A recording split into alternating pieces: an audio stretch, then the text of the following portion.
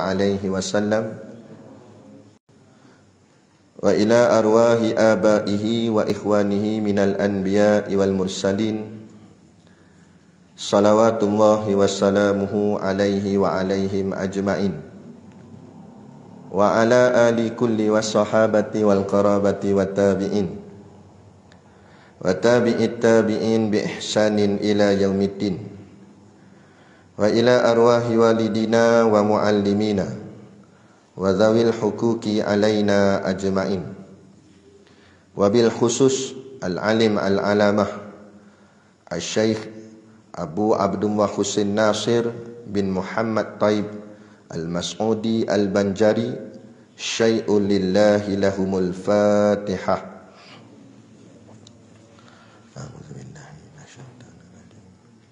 Bismillahirrahmanirrahim.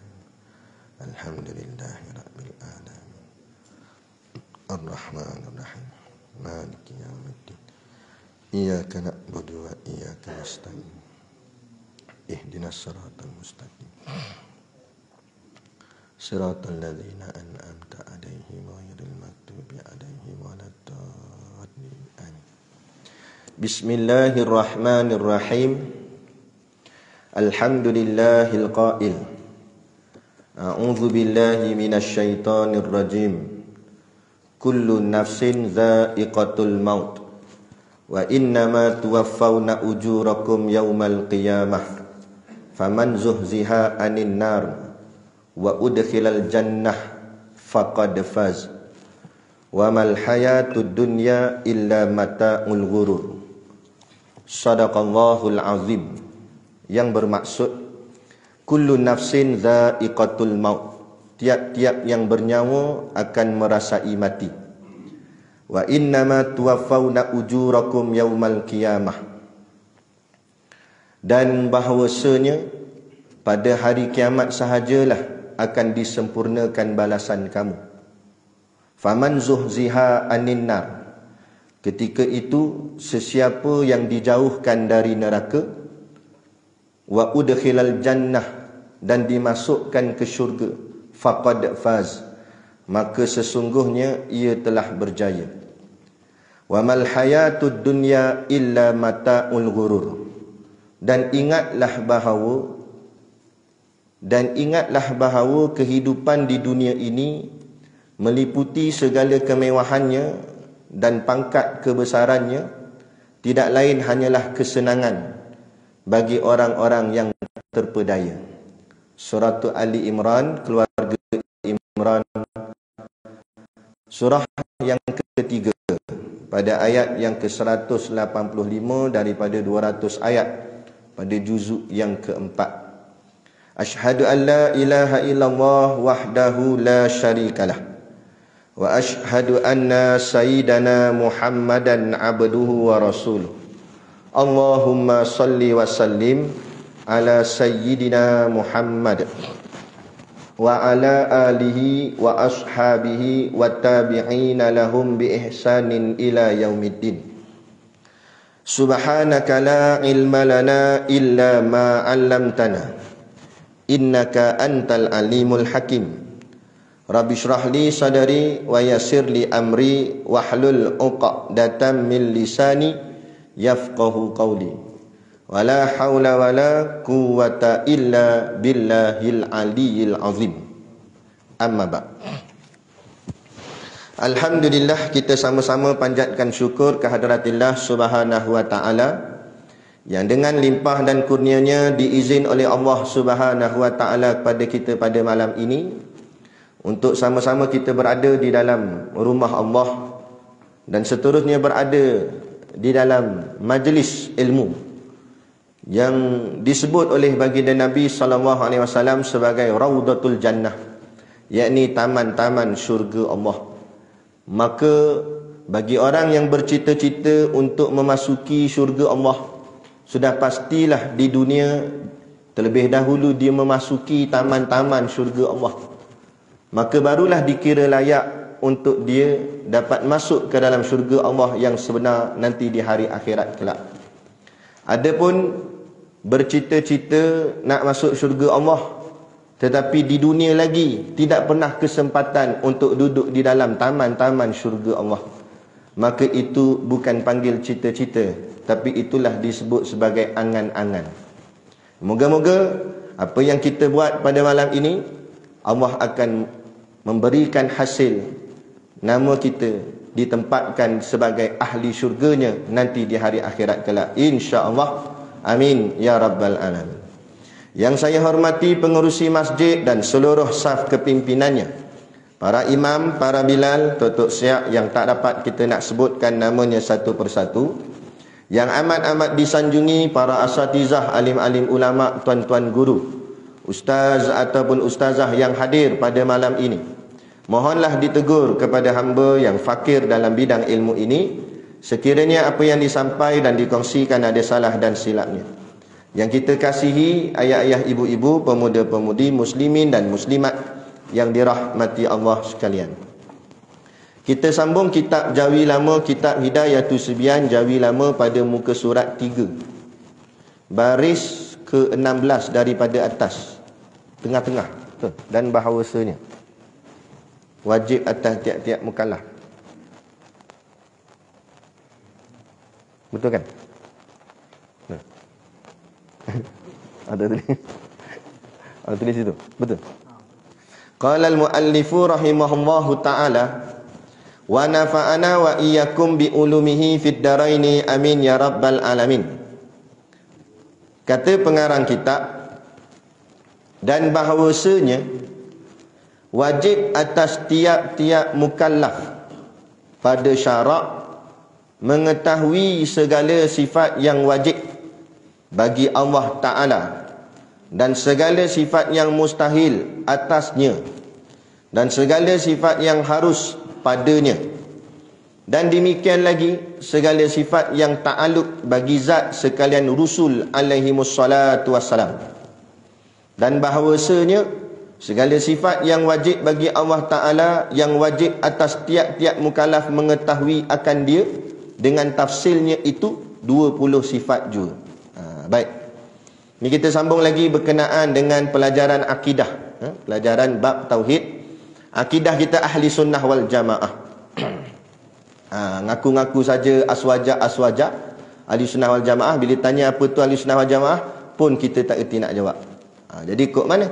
Jadi bila kita ngaku kita ni ahli sunnah wal jamaah, maka kita kena tahu kaedah dia ataupun ilmunya, manhajnya macam mana. Baik, ahli sunnah wal jamaah ini berpegang dengan pengajian sifat 20. Jadi kalau kita mengaku kita ni orang ahli sunnah wal jamaah, bermakna kita kena ada ilmu sifat 20. Ada yang ngaku ahli sunnah macam mana sifat 20 pun tak tahu, kan? Jadi kena mengaji lah, kena belajar. Dan bahawasanya kata Syekh, wajib atas tiap-tiap mukallaf. Dia ada kaedah. Ulama buat panduan. Kalau wajib, perkataan wajib, selepas wajib tu perkataan atas. Wajib atas. Itu maksudnya hukum syarak. Itu maksudnya hukum syarak. Kalau perkataan wajib selepas dia perkataan bagi, itu maknanya hukum akal. Tu dia ada kaedah dia. Jadi ulama bukan main tulis je, dia ada kaedah. Jadi dia kata sini, dan bahawasanya wajib atas. Jadi bila wajib atas makna hukum apa? Hukum syarak. Jadi bila hukum syarak maksud apa? Maksudnya bersabit dengan soal 5 taklif. Hukum syarak ni kena ingat. Bila sebut je hukum syarak, terus kita bayang 5 hukum taklifi. Apa dia 5 hukum taklifi? Wajib, sunat, harus, makruh, haram. 5 ni sahaja hukum. Hukum tu wajib. Kalau makna wajib apa? Ma yusabu ala fa'iluhu wa yu'aqabu ala tarikuhu. Buat dapat pahala, tak buat dapat dosa. Tu makna wajib. Makna sunat, buat dapat pahala, tak buat tak dapat apa-apa. Makna 3, makna harus buat tak dapat apa-apa, tak buat pun tak dapat apa-apa. Kosong saja. Makna yang keempat makruh, buat tak dapat apa-apa, meninggalkannya boleh pahala. Yang kelima haram, buat dapat dosa, meninggalkannya boleh pahala. 5 ni je hukum. Mana ada datang hukum ke-6? Bid'ah. Nak pelik sungguh. Dia kata baca Yasin malam Jumaat ni hukumnya bid'ah. Bid'ah bukan hukum. Hukum ada 5. Mana ada yang ke-6? Bid'ah. Tak ada. 5. Lepas tu kena mengaji, bagi faham. Hukum taklifi 5 je. Bid'ah tu dipanggil sebagai bentuk perbuatan. Perbuatan itu perbuatan bid'ah. Makna bid'ah sesuatu yang tak dibuat di zaman Nabi. Okey, tak apalah. Dia kata baca Yasin malam Jumaat tak ada zaman Nabi. Okey, tak apa, kita terima bid'ah. Tapi nak tahu hukum. Hukum tu duk tahu mana? Baca Yasin malam Jumaat wajib ke tak? Wajib ke tak? Orang Cameron ke geng sini wajib? Tak wajib dah. Tak wajib. Wajib naik. Tak buat dosa tu. Ada tak wajib. Sunat. Apa makna sunat? Makna sunat kalau buat dapat pahala. Soalan mudah je. Dan kalau kita baca Yasin dapat pahala ke tak? Betul, maknanya hukum dia sunat lah. Betul? Apa yang pergi marah orang baca Yasin malam Jumaat? Tak kisah nak baca malam Jumaat ke pagi Jumaat ke tengah hari Jumaat ke ataupun Sabtu ke Ahad ke. Sebab membaca Quran itu sunat, boleh pahala. Itu gaduh lagi apa? Itu pelik sungguh lah. Akhirnya membahas benda-benda yang remeh-temeh. Ada orang hina Nabi, dia diam. Arak berleluasa senyap, bon odori senyap. ada. Bahagian baca Yasin malam Jumaat, marah sangat dia. Dia kata tak ada dalil apa bagai. Ni pelik sungguh lah. Patut benda yang memang terang-terang haram, patut tu kita bahaskan sungguh. Kan? Kita sebutkan sungguh. Ada pun benda khilafiah apa semua sebagainya, barang sunat ni. Alah nak buat, buat. Siapa nak buat. Tak buat tak ada apa-apa, tak ada masalah. Hantar nak baca Yasin malam Jumaat, tak ada apa. Kan? Gitu. Jadi nak bagi faham hukum tu dulu. Jadi dan bahawasanya wajib. Bila sebut wajib, mana apa sini? Maknanya buat dapat pahala, tak buat dapat dosa. Apa dia as-salat ni? Kena dapat pahala, dapat dosa ni apa dia? Atas tiap-tiap mukallaf. Wajib pula bila sebut hukum taklifi. Taklifi tu dia asal kataan kallaf. Kallaf tu makna beban. Taklif ni bebanan. Bila ada bebanan, mesti ada yang kena beban. Betul tak? Bila ada benda yang berat, mesti ada yang kena berat tu. Macam beratnya air ini ditanggung oleh meja ni. Jadi yang kena tanggung berat air ialah meja. Jadi taklifi itu adalah bebanan. Bila ada bebanan, mesti ada yang kena beban. Siapa dia yang kena beban? Yang kena beban tu dipanggil mukallafun. Mukallaf itulah satu golongan manusia yang dibeban atas dia hukum-hukum taklifi. Yang dibeban atas dia wajib, sunat, harus, makruh dan haram. Okey, baik. Cuma persoalan dia, siapa dia mukallaf tu? Kita cerita dah, tapi cerita banyak kali biar ingat betul-betul. Sebab kadang dalam ni dia hangguk keluar kena mi goreng, geleng pula dah. Ada tak ingat lah Ustaz, dia kata tak apa, ulang banyak kali tak apa, biar kemah elok-elok. Jadi mukallaf ni yang kata terbeban atas 5 hukum taklifi ni, dia ada 4 ciri dia. Kalau ada keempat-empat, mana dia mukallaf. Kalau dia tak ada salah satu, okey, dia bukan mukallaf. Bila bukan mukallaf, maknanya dia tak terbeban dengan 5 hukum taklifi. Mana dia tak kena wajib, tak kena sunat, tak kena harus, tak kena makruh, tak kena haram. Senang aja. Okey? Baik. Jadi apa 4 ciri tu? Yang pertama akil. Yang pertama akil. Apa makna akil? Berakal. Apa saya cakap ni dalam kitab tak ada. Jadi dia cari habis muka surat sampai belakang dia cari. Tak ada. Sebab ini syarah. Kitab ni dia matan point saja. Tu perlu berguru tu. Guru tu dia huraikan. Sebab benda yang lebih detail di dalam kitab yang besar-besar. Nak ngaji kitab besar-besar, jenuh kitab ni pun tak tahu bila nak khatam. Kan? Ni nipis ya. Jadi yang huraian panjang-panjang tu, kita ngaji dah di pondok sebagainya, yang tu kita bawa dalam bentuk syarah saja. Adapun kitab ni sebagai panduan. Apa yang ditulis tu poin saja. Baik, jadi mukallaf tu 4 ciri. Yang pertama ciri dia iaitu apa tadi? Akil. Akil maknanya berakal.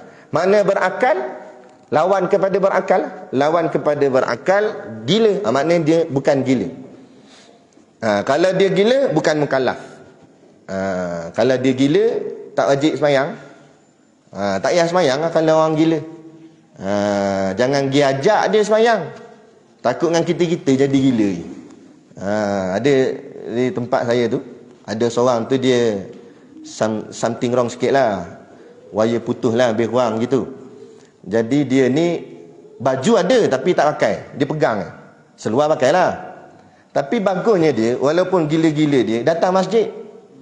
Yang lebih gila tak datang masjid. Yang tak masjid tu tak tahu lah. Dia gila-gila pun datang. Betul, setiap kali azan dia ada masuk. 5 waktu dia datang. Sekali tu semayang. Jadi ruang macam kita ni, imam ganjak ke belakang sikit kan. Jadi depannya ada ruang kosong. Dia pergi depan.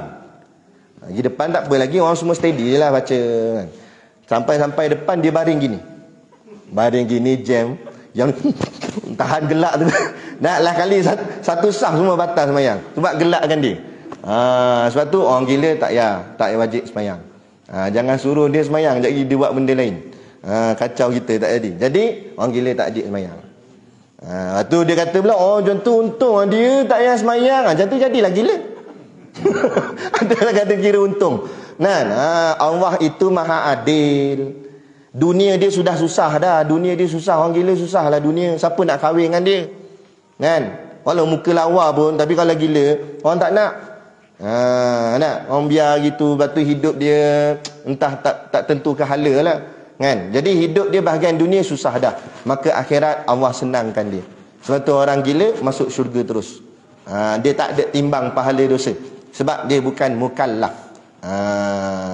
Kalau nak rasa kata untung itu pergi jadi. Elok-elok tidur atas katil, tidur atas pokok. Ada. Tu slipper gantung kat telinga, jangan pakai kat kaki. Itu. Jadi itu Allah buat. Memang Allah maha adil dah. Dan dia hidup dunia susah, akhirat dia senang lah. Kita ni balik, dunia kita Allah dah bagi senang, maka akhirat susah sikit. Kena tanggung lah apa kita buat kat dunia dulu. Sebab dunia kita dah senang. Nak senang pergi sana, pergi sini, pergi kerja, pergi situ, nak pergi cuti, nak pergi apa, semua boleh. Orang gila boleh. Tu. Dan mana tadi? Yang pertama akil, berakal. Jadi lawan kepada berakal ni maknanya tidak mukallaf. Contohnya gila atau hilang ingatan. Hilang ingatan pun dikira tidak berakal. Maka tidak ada wajib pada dia dah. Tak ada hukum taklifi tu tak kena pada dia. Dan koma. Kalau pengsan sekejap, itu masih lagi mukallaf. Sebab sat je dia. Jadi bila dia sedar tu, dia kena qada balik lah. Kalau dia tertinggal, masa dia pengsan tu tertinggal semayang. Tapi kalau koma tak payah. Sebab koma ni ambil masa lama. Kadang-kadang ada orang koma sampai 3-4 tahun. 3-4 tahun tu tak semayang. Dia sedar daripada koma, dia tak perlu qada 3-4 tahun punya semayang. Sebab masa dalam 3-4 tahun tu dia dalam keadaan koma itu terkeluar daripada mukallaf. Kerana koma itu termasuk dalam kategori tidak berakal. Tidak berakal, tidak jatuh hukum atas dia, tidak mukallaf. Tapi dengan syarat, ulama letak syarat pula. Komanya itu koma atas perkara yang bukan perkara yang haram, bukan perkara maksiat. Dia koma sebab aksiden motor, itu tak apa. Tapi ni tak koma sebab apa ni? Kalah judi sampai koma dia. Kalah judi maksiat. Jadi kalau dia sedar daripada koma, wajib qada balik. Sebab koma tu tak diiktiraf. Sebab koma tu sengaja dibuat atas sebab perbuatan maksiat. Tu. Tahu tak kenapa namanya koma? Sebab koma macam kita tulis tak? Koma dia berhenti sekejap. Lepas tu sambung balik. Tu koma. Kalau dia noktah, berhenti terus. Sebab tu nama dia koma. Sebab dia berhenti sekejap, nanti dia hidup balik. Tapi kalau noktah, sadaqallahul azim. Habis tu game over. Jadi yang pertama akil. Okey, selesai. Yang kedua baligh. Okey, baligh. Sebut kena betul. Orang kita ni sebut baligh. Kan baligh. Kalau baligh huruf kha belakang. Baligh huruf ghain. Huruf balam ghain. Baligh. Baligh ni makna apa? Baligh maknanya sampai. Sampai apa? Sampai umur. Sampai umur paling minimum 9 tahun, paling maksimum 15 tahun ikut kalender Islam. Jangan ikut kalender orang putih ni. Ikut kalender Islam. 9 tahun minimum, 15 tahun maksimum. Berserta dengan syarat-syarat atau berserta dengan tanda-tanda balik. Tanda-tanda balik dia tu. Apa tanda balik? Bagi lelaki tanda baliknya iaitu keluar air mani. Keluar air mani. Sama ada dengan jalan sengaja atau tidak sengaja. Sama ada dalam keadaan sedar ataupun tidur mimpi. Okay? Mimpi basah orang panggil. Yang kalau perempuan pula, apa tandanya? Tanda balik orang perempuan dua. Satu keluar air mani, satu lagi atau keluar darah haid. Catat elok-elok jangan terbalik. Lagi dia tulis laki mani darah haid. Perempuan air mani. Pergi balik-balik tengok keluar darah kat kencing dia. Balih dia kata. Tu bukan balih, tu cedera parah nama dia. Tu kena cepat-cepat pergi hospital. Tu masalah besar. Kan? Baik, jadi itu tanda-tanda dia. Dan tanda tu pula jangan tengok tanda dia. Tanda tu kena masuk dalam lingkungan had tadi kita sebut tadi tu. 9 tahun minimum, 15 tahun maksimum. Dalam tempoh tu. Dalam tempoh tu tanda datang, baru dikira balik. Kalau luar daripada tempoh tu, maknanya sebelum 9 tahun, tidak dikira balik. Walaupun banyak mana sekalipun. Keluar air mani banyak mana? 2 baldi keluar. Tapi umur apa? 8 tahun. Tak balik lagi. Masuk 9 tahun, setitik je. Tik je tu, balik. Titik dia. Masa 8 tahun kau main 2 baldi keluar. Lepas 9 tahun setitik je keluar. Tak kira dah. Nak bagi faham. Jadi banyak mana pun tidak dikira sebab belum sampai umur. Macam tu juga darah haid perempuan. Habis kalau perempuan keluar darah sebelum umurnya 9 tahun, itu nak panggil darah apa? Katanya bukan haid. Memang bukan haid. Habis itu darah apa? Itulah kata ulama darah istihadah. Maknanya darah penyakit. Bila darah penyakit maksud apa? Kena pergi berubatlah. Sebab darah istihadah ni kata Nabi dalam hadis kena tendang jin. Jin tendang celah kangkang dia menyebabkan darah jatuh keluar. Tak berhenti. Patut darah haid ni dia ada benti-benti dia, ni tak benti-benti keluar. Itu kena pergi berubat. Itu namanya darah istihadah, darah penyakit. Nanti kita akan bahas berkenaan dengan penyakit-penyakit dalam bab taharah nanti. Dia ada darah keluar tak berhenti, ada air kencing. Kalau kita lelaki air kencing tak lawas. Dipanggil sulusul baul dalam bahasa Arab. Lepas tu ada satu lagi kentut tak berhenti. Ada tak? Dia jalan tu pup pak. Macam-macam. Itu dalam bahasa Arab dipanggil daimur rih. Ini sungguh ni. Kan? Daimur rih. Dalam kitab-kitab sebut. Jadi ada kaedah dia macam mana nak buat. Macam mana dia nak ambil uduk asyik terkentut je. Ada kaedah. Gitu. Baik. Jadi itu yang kedua. Apa kedua tadi? Balik. Jadi kalau dia balik baru dikira mukallaf. Tak balik belum mukallaf. Tapi kalau tak keluar-keluar air mani Ustaz, paling maksimum 15 tahun. Genap 15 tahun tak keluar juga air mani, selepas itu dikira sudah balik. Lepas 15 tahun genap, balik dah. Walaupun tak keluar air mani setitik pun. Ni jangan sampai umur 60 tak balik lagi kata. Saya sampai 60 Ustaz tak keluar apa air mani. Ada pula. Tak keluar cerita lain, tapi automatik balik bila umur sudah 15 tahun. Ada seorang perempuan yang tak keluar-keluar darah haid, darah kotor. Siapa dia? Siapa tu? Kita bagi pakej percutian di Cameron Highland. Seorang perempuan iaitu anak kepada Rasulullah sallallahu alaihi wasallam, Sayyidatuna Fatimah. Kan? Bagi apa nama beliau, anak Nabi ni tidak keluar darah haid kerana beliau adalah daripada keturunan yang suci daripada Nabi SAW. Darah haid kan darah kotor. Walaupun begitu, sudah dikira balik bila umurnya 15 tahun. Gitu. Boleh? Baik. Itu balik. Jadi kalau sebelum balik, kalau sebelum 9 tahun, tak adalah, tu tak balik lah. Jadi dia tak semayang, tak ada apa. Cuma mak ayah yang kena suruh semayang. Bermula umur 7 tahun, kena suruh. Suruh aja. Dia tak semayang, tapi kita kena suruh. Dengan semayang dia lari, itu cerita lain. Biasalah budak-budak. Kan, masa berdiri, kita bawa pergi masjid, diri di sebelah kita. Okey lagi, dia tengok. Ada lagi dia ni. Kan? Kita rukuk, dia tengok lagi. Ayah aku tengok lagi. Kita sujud, dia hilang. Allah tak ada dah. Tak tahu gimana. Dia main Ultraman kat ni belakang dengan member dia. Tak apalah. Sebab tu Nabi suruh ajar. 7 tahun ajar. Kan? Bila dah sampai 10 tahun, kena rotan. Ataupun 9 tahun, kena rotan. Sebab apa? Situ dah sampai had balik. Kena paksa dia. Kena rotan dia. Kalau dia tak nak semayang, rotan. Rotan di mana? Di bawah tapak kaki. Kuat sangat. Rotan sebagai ajar je, bukan rotan nak bagi azab. Rotan nak ajar je. Ayah kata semayang kan, pak gitu. Budak-budak ni dia takut. Bukan nak bagi sakit, nak bagi dia takut. Islam ni nak ajar kita bagi takut. Takut dengan Allah, takut dengan agama ni. Jangan buat main-main. Bukan nak bagi sakit. Kan? Macam hukum hudud. Banyak orang salah faham. Adalah ambil tangan main potong gitu. Bukan gitu.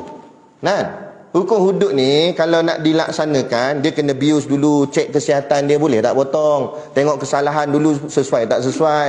Nak bius bagi kurang apa, dah kebah tangan tu tak sakit, potong. Potong bukan pakai gunting gini.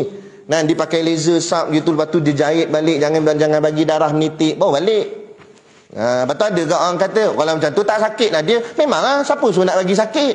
Kita bukan nak bagi sakit, kita nak bagi takut. Bila dia balik tangan kudung, dia mesti ada geng. Dia takkan buat seorang-seorang curi ni. Dia ada persatuan.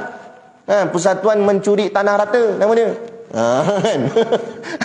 Jadi bila dia balik tangan kudung, kawan dia tengok, mana je tangan? Kena potong hudud. Kita insyaAllah tobat nasuha. Balik semua jadi tobat. Kan? Semua datang masjid. Datang masjid, jeling tabung masjid. Jangan potong tangan tu, dia kata. Ada insaf. Jadi nak bagi orang insaf, bukan nak bagi orang sakit. Tapi undang-undang yang dibuat oleh Kapil Anatullah ni nak bagi insaf ke nak bagi sakit? Nak bagi sakit. Tapi Islam tak begitu. Patutlah Islam lebih indah, tak nak ikut Islam, nak ikut kat Kapil. Tu jadi masalah. Baik. Jadi itu yang ke berapa dah? Akil balik. Yang ketiga, sempurna panca indera. Sempurna panca indera. Panca indera yang paling asas 3. Mata, telinga, mulut. Kerana kalau tak ada salah satu, dua, tiga ni, hidup kita jadi susah. Mata untuk melihat, telinga untuk mendengar, mulut untuk bercakap. Tapi yang dimaksudkan dalam sempurna panca indera dalam mukallaf ni, 2 saja yang diambil kira oleh ulama. Iaitu penglihatan dan pendengaran. Mulut tak masuk. 2 ni saja. Dengan syarat kata ulama, kalau dua-dua ni cacat serentak, makna mata dia buta, telinga dia pekak, dua-dua, baru dia tidak mukallaf. Jadi tak payah semayang, tak payah apa dia. Tapi kalau salah satu je cacat, mata je buta, telinga dengar, wajib lagi semayang, wajib lagi sebab dia mukallaf lagi. Tapi kalau telinga dengar, mata je buta, pun masih lagi mukallaf. Kalau dua-dua cacat serentak, sama ada cacat tu sejak azali, masa lahir lagi, ataupun baru datang, baru terjadi.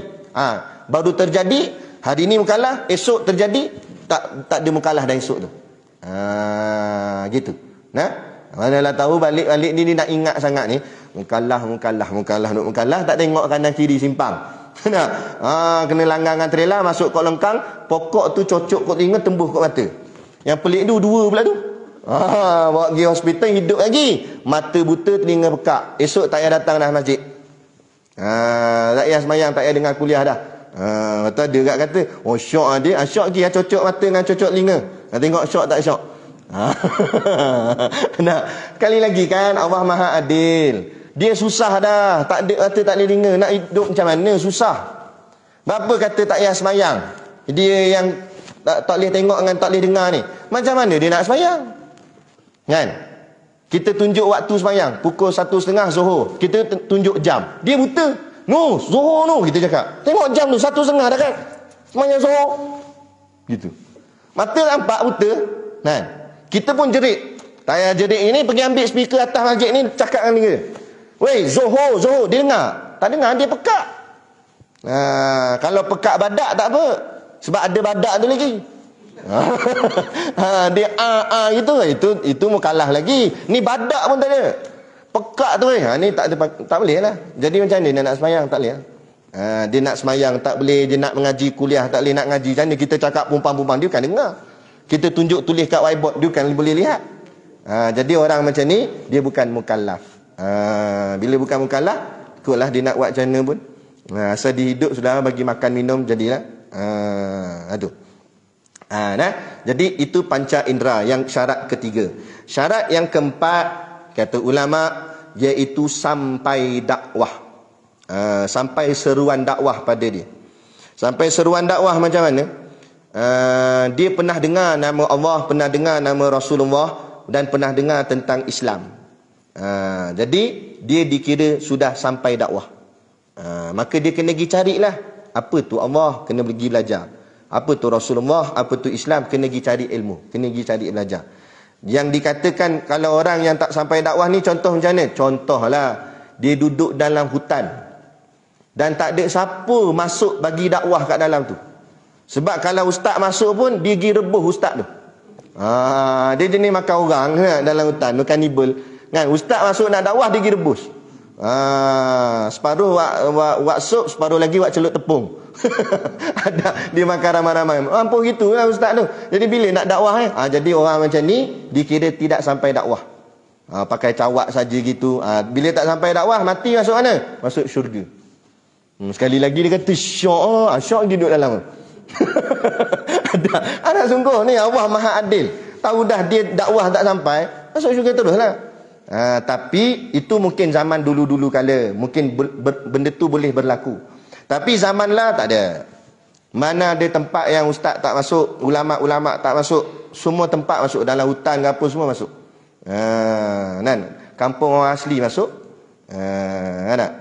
Masuk. Jadi ada cerita pasal masuk ni. Masuk bagi dakwah ni. Kan? Jadi mula-mula yang masuk Kristian dulu. Kristian masuk dekat perkampungan dia orang asli tu. Jadi pakat jadi Kristian belaka semua. Bila jadi Kristian depa ni lah bela babi, makan babi, tak ada masalah lah kan. Jadi bila kita punya ustaz masuk, dia ajarlah tak boleh, main kita masuk Islam.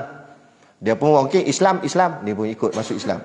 Bila dah masuk Islam kata ustaz, kita dah jadi orang Islam. Orang Islam tak boleh bela babi. Oh baik dia kata. Dia kata tak boleh bela babi, baik. Tapi ustaz tu dia datang sebulan sekali je. Dia bukan duduk situ. Naya duduk situ. Dengan dia jadi asli nanti. Kan? Jadi dia baliklah bulan depan datang pula. Bulan depan datang babi tak ada dah. Alhamdulillah. Kandang kosong, clear, tak ada seekor babi pun. Kata bagus depa ni cepat belajar. Baru ajar sekali kata tak boleh bela babi, hilang terus babi ni semua. Bagus. Lepas tu tanya Tok Atin dia tu. Dan mana pergi babi semua? Kami makan semua pak, dia kata. So, ustaz tu pun satu hal, dia kata jangan bela, dia tak kata jangan makan. Kawan tu kata yang dengar tak boleh bela, dia makan semua. Jadi haram jadi. Kan? Tu. Dia nak ceritanya, kan? Tu. Jadi dakwah sampai. Semua tempat dakwah sampai. Hari ni ustaz-ustaz mengajar bukan masjid surau je. Pejabat pun pergi. Pejabat kerajaan, pejabat swasta. Pergi. Tok guru saya sampai pergi KLCC tu, pejabat Petronas kan. Kuliah Zuhur. Waktu mereka rehat, waktu tu kuliah sekejap. Ambil masa. Jadi apa alasan lagi kita tak tahu tentang Islam? Habis kata ceruk, masuk. Kan? Kadang-kadang kalau di belah-belah KL, belah Kuala Lumpur tu, ada jenis orang kaya-kaya sikit, datuk-datuk, dia buat kuliah kat rumah dia. Dia panggil orang datang, panggil ustaz datang, buat kuliah di rumah. Kan? Apa lagi alasan sampai datang rumah, sampai datang jabat surau masjid, tak cukup dengan tu masuk dalam ni pula. dalam YouTube ni, dalam apa Facebook ni, kan? Buka je tekan. Nak apa? Nak belajar tauhid, keluar habis semua ustaz-ustaz mengajar tauhid. Nak belajar bab fiqh pun keluar fiqh. Tasawuf semua ada. Ustaz apa pun tekan, semua ada. Kenapa alasan lagi kita yang jadi tak tahu, tak erti bab agama dan sebagainya? Kan tak? Cuma kita nak ambil berat ke tak nak ambil berat, itu je. Nah, ambil berat dia ni lah, dia carilah. Tak ambil berat, dia buat tak peduli. Kan tak? Baik, jadi bila ada keempat-empat sifat yang saya sebut tadi, iaitu kita ulang balik yang pertama, akil, berakal. Yang kedua, baligh, dia sudah sampai umur. Yang ketiga, sempurna panca indera dia, mata elok, telinga elok. Yang keempat, dakwah sampai kat dia. Bila ada empat-empat ni, maka orang itu dikira sebagai mukallafun. Bila mukallafun, 5 hukum taklifi terbeban atas dia. Start dia bangun tidur je, dah berjalan hukum tu. Jadi wajib ke, sunat ke, harus ke, makruh ke, haram ke, semua jadi. Apa saja dia buat, sudah bergerak pahala atau dosa. Pahala, dia ada 3 lah. Satu pahala, satu lara, satu dosa. Lara tu kosong lah, sia-sia. Tak dapat apa-apa, pahala tak dapat, dosa pun tak dapat. Jadi berlaku 3 ni. Kita bangun pagi, kita gosok gigi. Kalau gosok gigi tu sekadar niat nak orang cakap putihkan gigi itu harus. Bila harus kosong tak dapat apa-apa. Tapi kalau kita niat bersiwak, mencontohi Rasulullah, walaupun Rasulullah pakai kayu sugi, kita pakai beruh gigi, tapi perbuatan mencuci gigi tu mengikut sunnah Rasulullah, maka jadi sunat, boleh pahala. Itu je. Lepas tu berjalan, pakai kasut, pakai selipar apa, naik atas motor. Naik atas motor nak pergi mana? Niat hati tu nak pergi masjid sembahyang subuh, jadi pahala. Setiap pusingan roda tu pahala belaka, pahala. Dah nak pergi tikar nombor ekor, tiap pusing tu dosa. Dia ikutnya, sebab semua tergantung atas apa yang kita buat. Dalilnya innamal a'malu binniyat wa innama likulli imri'in ma nawa. Setiap perbuatan itu tergantung atas niatnya, dan balasan bagi tiap-tiap orang tergantung atas apa yang dia niatkan. Kan? Dia jadi begitu. Jadi itulah makna mukallaf. Selesai. Jadi dia kata, kita baca balik, dan bahawasanya wajib atas tiap-tiap mukallaf, kita semualah, pada syarak. Syarak ni makna hukum syarak. Hukum syarak ni maksud apa? Hukum yang berlandaskan Quran dan hadis, ijma' dan qiyas. Itu namanya hukum syarak, yang telah ditetapkan Allah, sama ada dalam Qurannya atau dalam hadisnya, atau ketetapan ulama berdasarkan ilmu ulama itu, kesepakatan ulama itu, dan ataupun atas qiyas. Jadi bila ada ketetapan hukum, itulah dipanggil hukum syarak. Maka wajib atas syarak. Makna wajib atas syarak, kalau buat dapat pahala, tak buat dapat dosa. Apa dia? Mengetahui segala sifat yang wajib bagi Allah Ta'ala. Nampak? Dia kata mengetahui. Mengetahui ni bukan maksud kena alim. Maknanya dia tahu, dia ambil tahu, dia pergi belajar. Pergi belajar sifat yang wajib bagi Allah Ta'ala, hukumnya wajib. Mana siapa-siapa yang pergi belajar sifat 20, boleh pahala. Tapi siapa yang tak pergi belajar kenal Allah itu, hukumnya berdosa. Kemudian bertembung 2 pandangan ulama. Satu pandangan ringan, satu pandangan syadid, keras.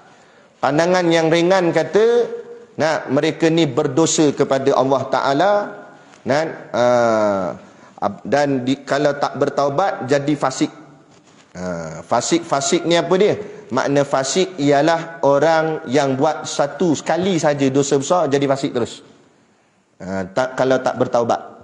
Contoh apa dia? Orang berzina, orang minum arak, kan? Orang main judi, itu fasik belaka tu. Kan? Dia masih lagi Islam, dia orang beriman, tapi berdosa besar di sisi Allah.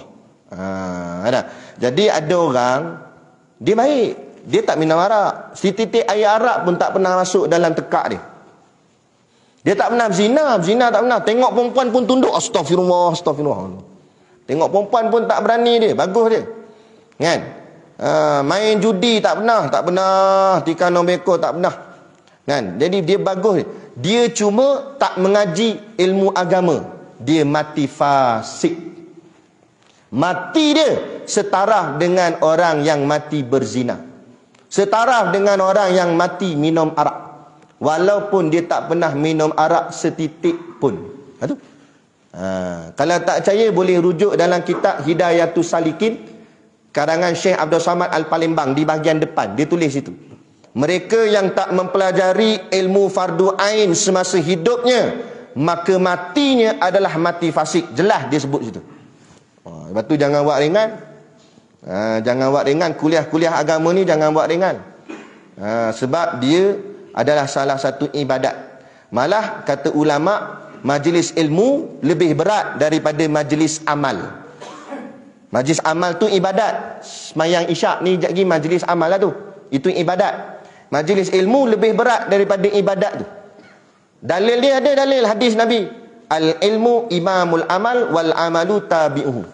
Ilmu itu imam kepada amal dan amal itu pengikut kepadanya. Pengikut kepada ilmu. Atas dasar dalil itulah ulama kata boleh dilewatkan sedikit solat isyak kerana memberi laluan kepada majlis ilmu dulu. Sebab apa? Sebab majlis ilmu lebih berat daripada semayang tu sendiri. Padahal semayang tu berat dah, tapi majlis ilmu lebih berat lagi. Sebab apa? Sebab dengan ilmu lah baru sah semayang. Kalau tak ada ilmu macam mana semayang?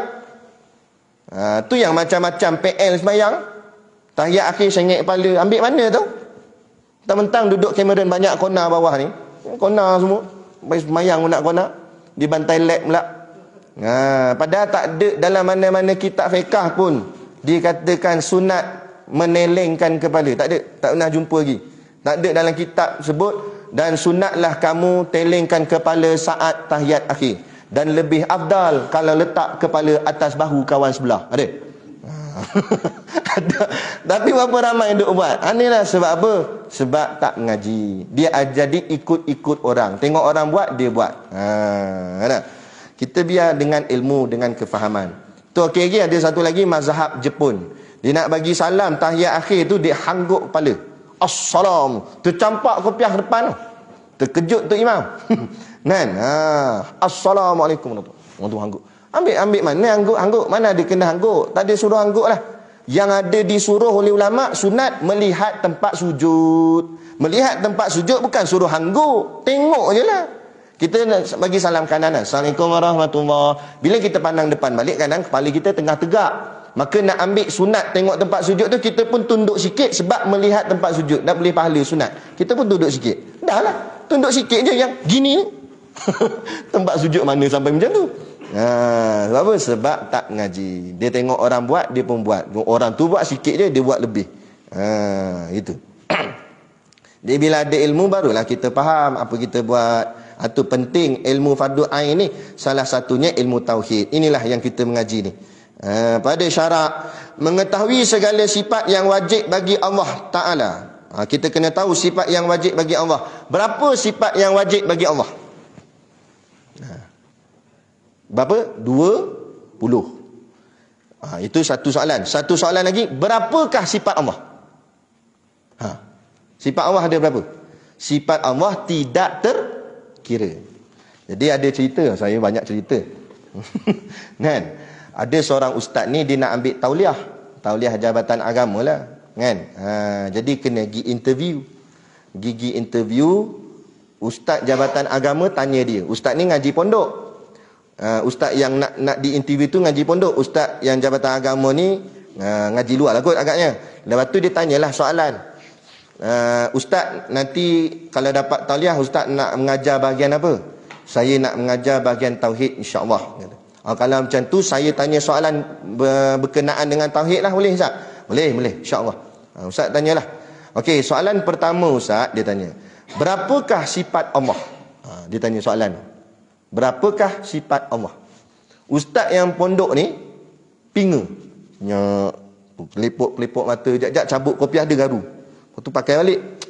Lama tak? Kat berapa minit? Kat 5 minit ke 10 minit tak dia nak jawab. Dan sekali ustaz ni kata, ustaz tak tahu lah. Anda tak tahu ustaz. Dan macam mana ustaz tahu? Ustaz nak ambil tauliah macam mana? Ustaz tak tahu sifat Allah ada berapa. Lepas tu dia tanya ustaz tu, dah ustaz tahu ke? Dia tanya ustaz Jabatan Agama. Ustaz Jabatan Agama kata, saya tahulah sebab saya ustaz Jabatan Agama. Nah, kalau ustaz tahu berapa? Nak 20. Astagfirullahalazim, dia kata. Takkan Tuhan 20 sifat ya? Kalau Tuhan 20 sifat, lemahlah Tuhan. Kita makhluk pun banyak sifat, kat 200 lebih sifat kita. Ada gemuk, ada kurus, ada panjang, ada pendek, ada hitam, ada coklat, ada putih, macam-macam. Kalau nak senarai sifat makhluk ni, dekat berapa ratus lebih ada. Takkan Tuhan 20 sifat je. Dah kali ustaz tu pun, lulu lah nak gigi balik. Itu kita kena faham. Sifat Allah tidak terkira. Bilangannya banyak mana kita pun tak tahu. Sebab Allah ni bukan ada had-hadnya. Allah tak terkira. Itu Allah Ta'ala. Dah tu yang kata 20 tu yang wajib kita kena tahu. Bukan Allah tu ada 20 sifatnya. Bagi faham elok-elok. Sifat Allah tak terkira. Dah kata 20 tu kita kena belajar sifat Allah 20. Paling-paling kurang pun, paling-paling tidak 20 tu wajib atas kita kena mengaji. Mengaji barang yang wajib mesti ada pada Tuhan, iaitulah 20 sifat itu. Tu maksud dia. Boleh? Baik. Segala sifat yang wajib bagi Allah Ta'ala jadi ada 20. Dan segala sifat yang mustahil, mustahil lawan dia. Jadi kalau wajib 20, lawan dia 20 jugalah. Okey. 20 campur 20 dah berapa? 40. Okey, pegang, simpan 40 tu dulu atasnya.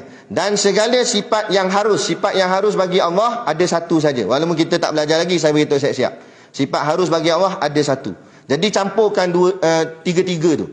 20 wajib, 20 mustahil, 1 harus. 20, 21 berapa?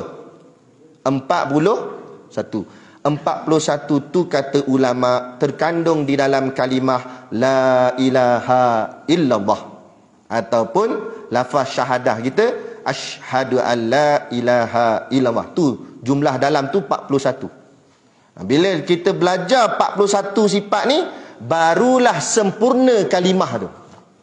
Yang hari ni kita tak belajar lagi ni, kalimah tu baru disebut saja, tapi kesempurnaan belum. Iman tu dah ada tapi belum sempurna. Iman ni macam benih kita tanam. Kita macam tanam pokok, tanam dalam tanah, naik pucuk. Pucuk dah ada, pokok belum lagi. Belum jadi buah, belum jadi daun. Sebab dia belum sempurna. Macam tu juga iman kita. Bila kita lahir sebagai anak orang Islam, mak ayah kita Islam, lahir-lahir kita jadi orang Islam, automatik iman tu sudah ada pada kita. Tapi iman tu iman yang belum betul-betul sempurna. Iman kecil lagi, baru pucuk je. Sebab tu waktu tu iman kita lemah. Kalau kita tak mengaji lagi, walaupun dah berusia, tak mengaji lagi bab ni, lemah lagi iman. Suatu bila orang datang bawa benda-benda yang mengelirukan, kita dah mula macam mana sebab pucuk. Pucuk ni orang pijak pun boleh rosak, mudah je. Jadi nak kena jaga dia, kena didik dia apa iman ni semua. Belajar ni buah baja lah ni. Buah baja bagi elok apa semua, baru dia tumbuh mekar, baru jadi pokok besar. Dah jadi pokok besar tak payah risau dah. Babi sondol tak luk dah. Tapi kalau masa kecil babi sondol habis gitu. Jadi kita nak jaga yang tu, nak bagi dia elok. Iman kita nak lagi sempurna. Jadi kesempurnaan syahadah yang pertama itu terkandung atas 41 sifat yang kita kena mengaji. 20 wajib, 20 mustahil, 1 yang harus. Okey, selesai. Kemudian dan demikian lagi segala sifat yang ta'aluk bagi zat sekalian Rasul alaihi wassalatu wassalam. Ini dia ringkaskan terus maksud dia. Dan juga kita kena mengaji sifat-sifat bagi Rasul-Rasul alaihi wassalatu wassalam. Sama juga, ada sifat wajib, ada sifat mustahil, ada sifat harus. Sifat yang wajib bagi Rasul 4. Sifat yang mustahil bagi Rasul lawan dia balik 4. Sifat yang harus bagi Rasul 1. Jadi jumlah dia berapa? 441. 441 bukan formation MU 441 campurkan jadi berapa? 4 campur 4, 8 campur 1, 9. 9 ini kata ulama terkandung di dalam kalimah Muhammadur Rasulullah, ataupun syahadah yang kedua, asyhadu anna Muhammadar Rasulullah. Baru sempurna pula kalimah yang kedua tu. Kemudian kita gabungkan dua-dua. Tadi berapa? 40 apa tadi? 41 campur dengan 9. Jadi berapa? 50. 50 ni kata ulama Nak khamsun aqaidul iman, 50 akidah simpulan iman. Barulah sempurna la ilaha illallah Muhammadur Rasulullah. Baru sempurna iman dia. Baru iman dia tu elok. Kemudian nak kena jaga pula jangan sampai rosak. Itu saja. Itulah tugas kita. Jadi tugas pertama kita kena mengaji ni bagi pucuk iman tu naik mekar elok, dah jadi elok, kena jaga pula jangan sampai dia jadi rosak. Kan? Dah iman dah sempurna, jangan biar pula, kena jaga juga. Sebab iman ni dia macam barang yang mahal, macam emas. Pantang kita leka, orang sapu. Jadi kena jaga selalu. Macam itulah iman, kena jaga selalu. Kalau kita leka, puak-puak kapi apa semua ni datang nak merosakkan akidah kita, habis rosak. Lepas tu sebelum kita tutup majlis ni, saya nak pesan. Zaman hari ni tuan-tuan, zaman sangat mencabar. Zaman mencabar dari sudut akidah. Jaga-jaga. Boleh mudah-mudah nak terkeluar Islam ni, mudah sangat. Hari ni mereka tukar modus operandi dia. Mereka tahu kalau mereka menunjukkan penentangan terhadap umat Islam, susah. Orang Yahudi, orang Nasrani dah kaji. Cuma mungkin yang lain-lain, Hindu ke apa, dia tak kaji lagi. Itu yang dia berani cabar kita tu. Dia tak kenal kita siapa lagi. Tapi orang Yahudi kenal dah. Dan orang Kristian kenal dah. Dia tahu kalau lawan dengan senjata, kalah. Orang Islam kuat sebab dia ada semangat jihad. Nak cabar tak boleh, tak berani. Dia pun penakut. Apa jadi ke Afghanistan, berapa ramai tentera Amerika mati macam tu je. Tak jadi apa. Sebab beraninya umat Islam. Sebab dia ada tanam jihad tu, ada semangat yang kuat. Habis macam mana nak kalahkan umat Islam? Dia ada teknik lain, dia tukar cara dia. Jangan tunjukkan penentangan, tapi tunjukkan kasih sayang. Dia tukar. Tapi dalam kasih sayang tu, dia nak masukkan jarum. Pertama, dia bawa peace, aman. Jangan gaduh-gaduh, jangan bermusuh-musuh. Lama mana dah Islam dengan Yahudi bergaduh, kita berdamai. Tu yang buat kat UAE tu, 3 bangunan. Masjid ada situ, tempat gereja pun ada situ, tempat penyembahan Yahudi pun ada di situ. Konon-konon nak menunjukkan perdamaian antara 3 agama. Sedangkan Allah sebut dah dalam Quran, Yahudi wan Nasara tidak akan reda dengan kita selagi mana kita tak ikut cara dia. Maknanya dia akan jadi musuh dengan kita dulu, kini dan selama-lamanya musuh kita. Tiba-tiba dia buat baik, dia buat tunjuk baik. Nampak? Mula dia buat rapat. Dia kata kita ni agama yang sama daripada Abraham. Dia kata daripada yang asal. Dia bawa persamaan. Sebab tu dia beria-ia sangat nak pakai nama Allah dalam kitab Bible supaya biar nampak sama. Bila dah nampak sama, iman budak-budak kita orang muda sekarang ni kebanyakannya lemah. Bila lemah, senang nak meracuni. Nanti dia tengok kat gereja pun ada Allah, kat masjid pun ada Allah. Tak sempat datang masjid, pergi sembahyang gereja, tak apa, dia kata Allah juga. Tak jam. Lepas tu dia akan bawa kenyataan, sekarang pun dah ada dah. Dia bawa kenyataan semua agama sama. Semua agama baik. Tidak ada agama yang ajar benda jahat, dia kata. Semua agama ajar benda baik, jadi semua agama baik. Dia bawa macam tu. Nampak macam baik ayat ni, tapi hati-hati, dia masuk jarum. Semua agama baik, dia kata. Siapa pun buat baik akan dapat masuk syurga. Walaupun dia Kristian ke, dia Hindu ke, ni nampak. Mainan dia halus. Kalau inilah yang telah diterapkan dalam pahaman masyarakat kita, kita akan saksikan ramai orang akan keluar daripada Islam. Sebab apa? Sebab bila dia kata semua agama sama, semua agama baik, maknanya mana-mana agama pun tak apalah. Kalau macam tu budak-budak muda kita, dia mudahlah fikir, oh semua agama baik, semua agama sama je, jadi Islam pun tak apa, jadi Kristian pun tak apa. Kalau macam tu baik ambil Kristian, dia kata. Sebab kalau ikut Islam, susah. Nak kena sunat, nak kena puasa, nak kena semayang 5 kali sehari. Kalau jadi Kristian, pergi gereja sekali-sekala je. Itu pun nyanyi je, dia kata. Nampak? Tak payah puasa. Jadi mudah. Sebab dia kata sama kak, baik juga. Masuk syurga kak, habis. Tak rosak akidah. Mana ada semua agama sama? Kalau semua agama sama, mana pergi kalimah la ilaha illallah? La ilah tu nafi, illallah isbat. Nafi ni tolak habis semua. La ilah, tak ada Tuhan. Semua bukan Tuhan. Jesus bukan Tuhan, dewa bukan Tuhan, matahari, tak kira lah boh lah apa pun, tu semua bukan Tuhan. Illallah, hanya Allah saja Tuhan. Dan kemudian Allah tu pula kita kena kenal siapa Allah. Sifat-sifat Allah tu macam mana. Kalau hanya kenal Allah dari segi nama, mereka gunakan nama Allah. Mana? Jaga. Sebab tu tak dapat tidak tuan-tuan, ilmu ni perlu dititik beratkan. Kena bangkitkan balik. Kan? Nenek moyang kita dulu-dulu 400 tahun lebih tanah air kita ni dijajah oleh barat kafir laknatullah.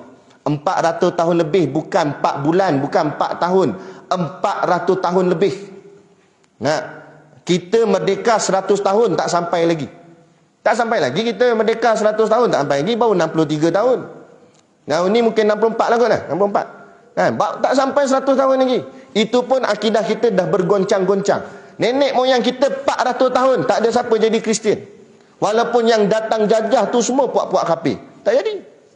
Tapi negara-negara lain banyak yang bertukar agama dia. Negara tanah Melayu ni kekal Islam sampai hari ni. Walau 400 tahun dijajah oleh puak-puak kafir. Sebab apa? Pegangan akidah yang mantap oleh ulama-ulama didik pada masyarakat. Inilah kitab-kitab lama ni. Inilah yang diorang mengaji. Nenek moyang kita dulu-dulu mengaji kitab ni. Pegang akidah kemah-kemah. Nak pegang, jaga sungguh. Barulah tak lari daripada akidah Islam. Sebab tu kita tengok zaman dulu, walaupun ada lara-laranya juga, zaman Pok Yeye nak seluar kembang bawah dulu, tak ingat lu zaman Elvis dulu, naik motor Vespa apa bagai nak. Walaupun lara-lara gitu, kita tak dengar ada orang pertikai hukum Allah, tak ada. Kita tak dengar ada orang kata stres lah dengan Islam, saya keluar Islam lah. Tak ada, orang tak berani nak cakap itu. Walau lara macam mana pun, bab akidah jangan main. Zaman dulu mana ada orang berani curi duit masjid, tak ni. Zaman lah bendahari masjid curi duit masjid. Sungguh ada benda tempat berlaku sungguh benda ni. AJK cerita kat saya. Jadi makna kata zaman lah zaman yang sangat bahaya. Sebab tu kita kena jaga-jaga dan hati-hati. Kalau tak cukup ilmu dan amal, kita takut kita mudah nak ditipu oleh orang dan kita mudah terikut benda-benda yang salah dan silap-silap. Hidup kita lahir dulu dengan Islam, mati kafir. Na'udzubillah min zalik. Rugi sangat-sangat, sayang sangat-sangat. Jadi jagalah diri kita dan ahli keluarga kita. Ku anfusakum wa ahlikum nara. Jaga diri kamu dan ahli keluarga kamu daripada api neraka. Didiklah anak-anak kita. Tak usah takutlah. Orang kata ngaji agama, ngaji pondok, ngaji tahfiz nak makan apa? Makan nasi lah, nak makan apa lagi? Tempat kami tu beras sampai siling. Orang duk bagi. Bukan beli pun, orang bagi. Ini ada rezeki. Ni buat tanya, ngaji pondok nak makan apa? Dia kata gitu. Kita jawab ni, makan penumbuk. Nampak? Geram. Takutlah. Yang kita takut ni, dia keluar walaupun jadi engineer, jadi doktor, jadi peguam, tapi tak faham agama. Silap-silap, dia hentam agama dia sendiri. Ni yang berlaku. Hebat, jawatan tinggi, tapi jahil bab agama. Kosong, zero. Ayah mati pun tak tahu nak buat apa. Kan? Rukun semayang tak erti. Apa tak erti? Jadi macam mana? Kan? Dunia ni tak apalah, sekejap je. Wa mal hayatud dunya illa mata'ul ghurur. Dan ingat, hidup atas dunia ni hanyalah kesenangan yang menjadi gurur, tipu daya sahaja. Jangan sampai kita tertipu dengan dunia ni.